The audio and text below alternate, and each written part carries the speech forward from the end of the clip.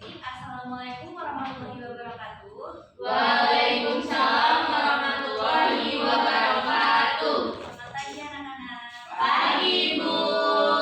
Gimana hari ini? Apa kabarnya? Alhamdulillah sehat, Ibu. Alhamdulillah. Baik, untuk mengawali kegiatan kita pada pagi hari ini, alangkah lebih baiknya kita berdoa terlebih dahulu. Untuk ketua kelas, silakan untuk memimpin doa terlebih dahulu. Baik, untuk mengawali pembelajaran pada hari ini, alangkah baiknya kita berdoa menurut kepercayaan masing-masing. Berdoa mulai. Berdoa selesai. Pagi ini apakah ada yang tidak hadir? Hadir semua, Ibu. Bagus. Berarti kalian semua sudah siap untuk belajar kimia hari ini ya? Siap banget, Ibu. Nah, karena kita sudah membahas tentang struktur alkana, alkina, dan alkuna, maka sekarang kita akan membahas materi mengenai sifat fisik alkana, alkena, dan alkuna serta reaksi senyawa hidrokarbon. Sebelumnya, apakah sudah ada yang tahu mengenai apa sih itu sifat fisik alkana, alkena, dan alkuna? Belum, Ibu. Baik, jadi sifat fisik dari senyawa alkana, alkena, dan alkuna itu dilihat dari kelarutan atau kerapatan, kemudian titik didih dan titik leleh. Untuk memperdalam pengetahuan kalian mengenai sifat fisik alkana, alkena, dan alkuna, Ibu akan membagikan LKPD. Silakan kalian mengerjakan dengan teman sebelah kalian ya. Ibu kasih waktu 15 menit. Baik, Ibu. Apakah sudah selesai mengerjakan semua? Sudah, Ibu. Bagus. Mari kita bahas bersama-sama LKPD yang telah Ibu bagikan. Mari kita amati bersama-sama. Ada 1.1, 1.2, dan 1.3 terlebih dahulu. Yang pertama, perhatikan bentuk struktur dari senyawa alkana, alkena, dan alkuna yang telah disajikan pada kolom kedua. Apakah ada perbedaan bentuk struktur dari senyawa alkana, alkena, dan alkuna yang telah Ibu sajikan? Ada ya, Ibu? Ya benar. Ada yang bisa menjelaskan apa perbedaannya? Silakan, Dinda. Perbedaannya ada pada jumlah atom C yang berbeda dan bentuknya, Ibu. Untuk bentuknya ada yang berantai lurus dan ada yang bercabang, Bu. Benar. Jadi jumlah atom C berbeda dan ada yang berantai lurus dan yang bercabang juga. Seperti selanjutnya, coba hubungkan antara jumlah atom C dan rantainya dengan titik leleh. Ada yang ingin mencoba menjawab? Boleh? Jika dilihat dari tabel, titik leleh, alkana, alkena, dan alkuna meningkat seiring dengan bertambahnya jumlah atom karbon dalam molekul itu. Jadi, semakin bertambah jumlah atom karbon, maka semakin tinggi pula titik lelehnya. Nah, jadi jumlah atom karbon berpengaruh terhadap bertambahnya titik leleh. Jadi semakin bertambah jumlah atom karbon, maka semakin tinggi pula titik lelehnya. Alkana, alkena, dan alkuna dengan jumlah atom C genap cenderung memiliki struktur padat sehingga diperlukan suhu yang lebih tinggi untuk melelehkannya. Alkana, alkena, dan alkuna dengan C ganjil tidak tersusun lebih kompak daripada C genap, sehingga titik lelehnya lebih rendah dibandingkan dengan C genap. Selain jumlah atom karbon, apakah ada hal lain yang mempengaruhi titik leleh? Coba diperhatikan.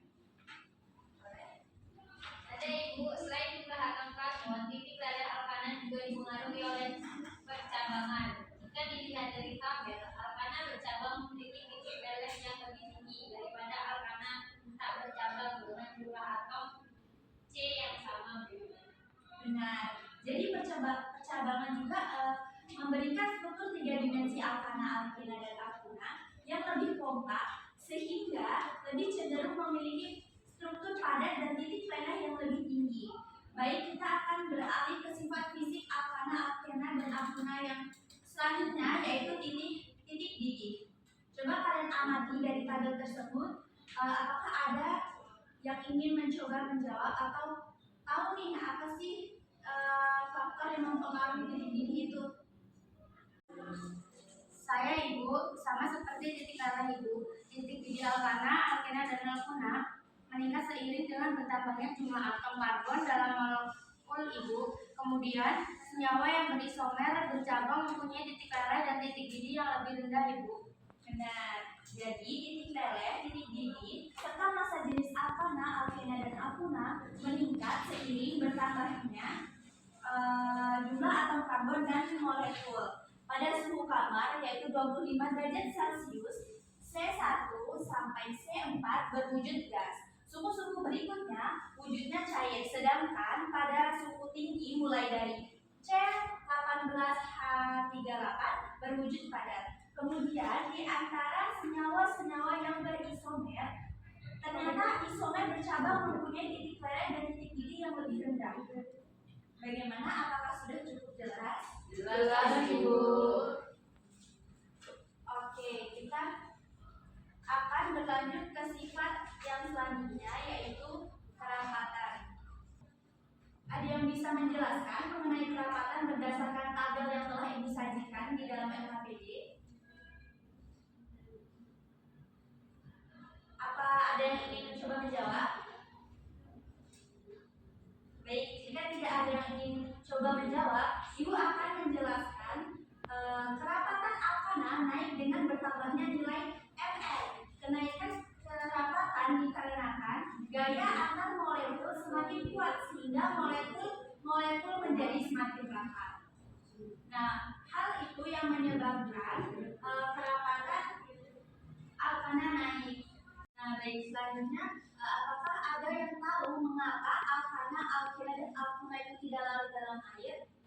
Ya, Ibu. Baik, jadi karena alkana, alkena, dan alkuna bersifat nonpolar dan air bersifat polar, maka senyawa nonpolar itu tidak dapat larut dalam senyawa polar. Karena tidak ada interaksi kuat antara molekul nonpolar dan molekul air. Apakah sudah cukup jelas? Jelas, Ibu. Sebelum lanjut ke materi selanjutnya, apakah ada yang ingin bertanya mengenai penjelasan yang telah Ibu sampaikan tadi? Ibu. Jadi saya ingin bertanya mengenai apakah ikatan kimia dalam alkana, alkena, dan alkuna berpengaruh terhadap sifat fisiknya, Ibu? Baik, pertanyaan yang bagus ya Jelita. Jadi, ikatan pada alkana hanya terdiri dari ikatan tunggal, ikatan alkena, ikatan rangkap 2, dan alkuna ikatan rangkap 3. Dapat dilihat dari tabel yang sudah Ibu sediakan, semakin banyak ikatan rangkap, maka semakin kuat gaya molekul yang menyebabkan perubahan pada sifat fisiknya serta titik didih dan titik leleh. Apakah sudah cukup jelas mengenai sifat khusus alkana, alkena, dan alkuna? Baik, jika sudah cukup jelas, apakah ada yang ingin menyimpulkan terkait sifat fisik alkana, alkena, dan alkuna yang telah Ibu sampaikan tadi? Saya Ibu, boleh silakan. Jadi titik didih dan titik leleh senyawa alkana, alkena, dan alkuna dipengaruhi oleh banyaknya atom karbon. Kemudian dipengaruhi juga oleh percabangan. Senyawa yang bercabang memiliki titik leleh yang lebih tinggi daripada senyawa tak bercabang dengan jumlah atom yang sama, Bu. Kemudian ikatan rangkap juga mempengaruhi titik didih, titik leleh, dan kelarutan juga. Baik, bagus sekali ya yang disampaikan oleh Dinda. Mungkin sekarang anak-anak sudah paham, jadi kita akan lanjut ke materi yang selanjutnya, yaitu reaksi senyawa hidrokarbon. Sebelum itu, Ibu meminta kalian untuk mengamati wacana yang telah Ibu sediakan, dan kemudian nanti Ibu akan meminta kalian untuk mengajukan pertanyaan mengenai wacana yang sudah Ibu tampilkan di layar. Dari wacana yang telah Ibu sediakan di sini, apakah ada yang ingin mengajukan pertanyaan atau merasa bingung mengenai wacana ini? Kalian kebingungan ya mengenai reaksi-reaksi yang telah Ibu sebutkan tadi. Maka di sini Ibu akan menjelaskan lebih detail mengenai reaksi yang telah Ibu sebutkan tadi. Yaitu yang pertama, reaksi pembakaran. Di sini ada yang tahu nggak apa itu reaksi pembakaran? Ibu. Boleh. Jadi reaksi pembakaran pada alkana adalah reaksi antara senyawa alkana dengan oksigen, di mana pembakaran disertai dengan pembebasan kalor. Pembakaran sempurna ialah pengubahan suatu senyawa menjadi CO2 dan H2O. Bagus sekali Jelita. Jelita bisa ngasih contoh nggak reaksinya itu seperti apa? Tidak Ibu. Baik, Ibu akan kasih contoh ya. Contoh dari reaksi pembakaran seperti yang telah dikatakan Jelita tadi, apabila pembakaran sempurna, perubahan suatu senyawa itu menjadi CO dan H2O. Nah, di sini pada C3H8 ditambah 5O2 itu menghasilkan 3 CO2 ditambah 4 H2O. Selanjutnya yaitu reaksi substitusi atau penggantian. Bisakah yang ingin mencoba menjelaskan mengenai reaksi substitusi? Boleh? Izin menjawab, Ibu. Atom H dari alkana itu dapat digantikan oleh atom lain, khususnya itu halogen. Nah, reaksi substitusi itu merupakan penggantian atom H oleh atom ataupun gugus lain. Jika suatu senyawa alkana itu direaksikan dengan senyawa lain yang mengandung unsur halogen, misalnya F2, kemudian Cl2, atau Br2 dan I2, maka salah satu atom hidrogen pada alkana itu akan digantikan atau disubstitusi oleh atom-atom halogen tersebut yang dinamakan dengan proses halogenesis. Ya, mengenai reaksi substitusi. Kemudian yang ketiga itu reaksi perengkahan atau cracking. Ada yang tahu nggak reaksi perengkahan itu apa? Boleh? Perengkahan adalah pemutusan rantai karbon menjadi potongan-potongan yang lebih pendek. Perengkahan dapat terjadi jika alkana dipanaskan pada suhu dan tekanan tinggi tanpa oksigen. Nah, jadi bagaimana mengenai reaksi pada alkana? Apakah dapat dipahami? Kalau ada kesulitan boleh ditanyakan. Ya. Baik Ibu, jadi pada reaksi pembakaran sempurna akan selalu menghasilkan CO2 dan H2O. Dan mengenai reaksi tidak sempurna, itu contohnya bagaimana ya Ibu? Iya, Tasya, benar sekali bahwa reaksi pembakaran sempurna pada alkana selalu menghasilkan CO2 dan H2O seperti contoh yang telah dituliskan, dan yang tidak sempurna adalah menghasilkan CO dan H2O.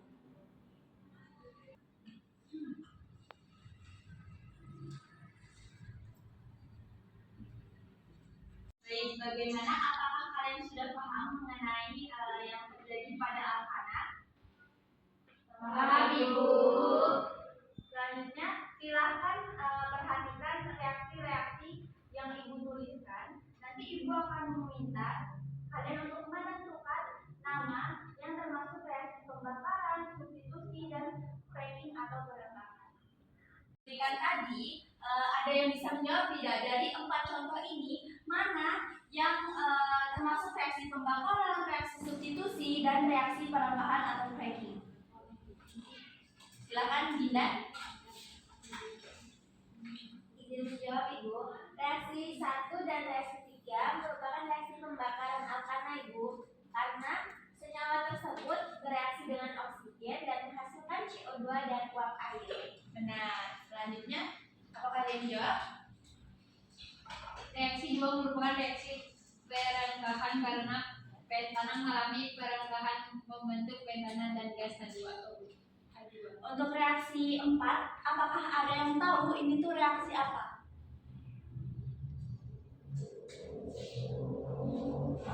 Nah, jadi pada reaksi 4 itu merupakan reaksi substitusi. Coba perhatikan pada BR2. Menurut kalian dari BR2 ini, apakah ada sesuatu yang terjadi dari BR2? Novita? Ada Ibu, BR2 mengalami perubahan Ibu. Nah, reaksi tersebut dinamakan reaksi substitusi karena BR2 mensubstitusi butana menghasilkan C4H9Br plus HBr. Jadi, reaksi sekiranya pada reaksi alkana apakah sudah paham? Sudah ya? Ibu. Materi kedua yang akan kita bahas yaitu reaksi pada alkena. Yang pertama yaitu pembakaran. Langsung Ibu jelaskan saja ya. Seperti halnya pada alkana, alkena suhu rendah mulai terbakar. Jika dibakar di udara terbuka, alkena menghasilkan gelaga lebih banyak daripada alkana. Hal itu terjadi karena alkena mempunyai kadar karbon lebih tinggi daripada alkana, sehingga pembakarannya menuntut lebih banyak oksigen. Pembakaran sempurna alkana menghasilkan CO2 dan H2O. Reaksi adisi yaitu reaksi penjenuhan ikatan rangka atau terjadi pemutusan ikatan rangka. Contohnya adisi etana dengan H2 menghasilkan etana. Yang ketiga yaitu polimerisasi. Ada yang tahu tidak apa itu polimerisasi? Novita? Polimerisasi adalah penggabungan molekul-molekul sederhana menjadi molekul besar. Molekul sederhana yang mengalami polimerisasi disebut monomer, sedangkan hasilnya disebut polimer. Polimerisasi alkena terjadi berdasarkan reaksi adisi. Prosesnya mula-mula ikatan rangka terbuka, sehingga terbentuk gugus dengan 2 elektron tak berpasangan. Elektron-elektron tak berpasangan tersebut kemudian membentuk ikatan antar gugus sehingga membentuk rantai. Baik, bagus sekali ya penjelasan dari Novita. Sebelum kita masuk ke pembahasan materi ketiga pada alkena, jika di antara kalian masih terdapat pertanyaan atau ragu dengan pengetahuan kalian, silakan untuk mengajukan pertanyaan. Boleh? Pada reaksi adisi, apakah ikatan karbon akan selalu terputus dan menjadi apa ya, Bu? Baik, Asi, untuk reaksi adisi pada alkena akan memutus ikatan rangka karbon menjadi ikatan rangka tunggal dan menjadi jenuh atau menjadi senyawa alkana. Selanjutnya, apakah sekarang sudah jelas mengenai reaksi yang terjadi pada alkena? Baik, selanjutnya Ibu akan menjelaskan materi yang ketiga yang terakhir yaitu pada reaksi pada alkena. Sama seperti alkena, yaitu ada reaksi pembakaran, reaksi adisi, dan reaksi polimerisasi. Apakah sudah cukup jelas penjelasannya Ibu sampaikan tadi? Jelas ya Ibu. Baik. Sebelum Ibu menutup pembelajaran kali ini, Ibu ingin kalian dapat menyimpulkan bagaimana berbagai macam reaksi yang terjadi pada alkena, dan alkena. Siapa yang ingin menyimpulkan? Silakan cerita. Baik Ibu, jadi kesimpulannya adalah senyawa hidrokarbon memiliki reaksi penting yang harus dipahami seperti pada alkana dapat terjadi reaksi pembakaran yang terdiri dari pembakaran sempurna dan tidak sempurna, substitusi atau pengganti atom H oleh gugus lain, dan perengkahan atau pemutusan rantai karbon. Kemudian pada alkena dapat terjadi reaksi pembakaran, adisi atau pemutusan ikatan rangka, dan polimerisasi. Dan reaksi-reaksi alkena mirip dengan alkana. Untuk menjenuhkan ikatan rangkanya dibutuhkan reaksi 2 kali lebih banyak dibandingkan dengan alkena. Baik, bagus sekali ya pemaparan dari Jelita. Baik, pembelajaran kita hari ini sudah selesai. Jangan lupa dibaca lagi materi yang sudah Ibu sampaikan dan dipelajari lagi. Terima kasih, kurang lebihnya Ibu mohon maaf. Ibu akhiri, wassalamualaikum warahmatullahi wabarakatuh. Waalaikumsalam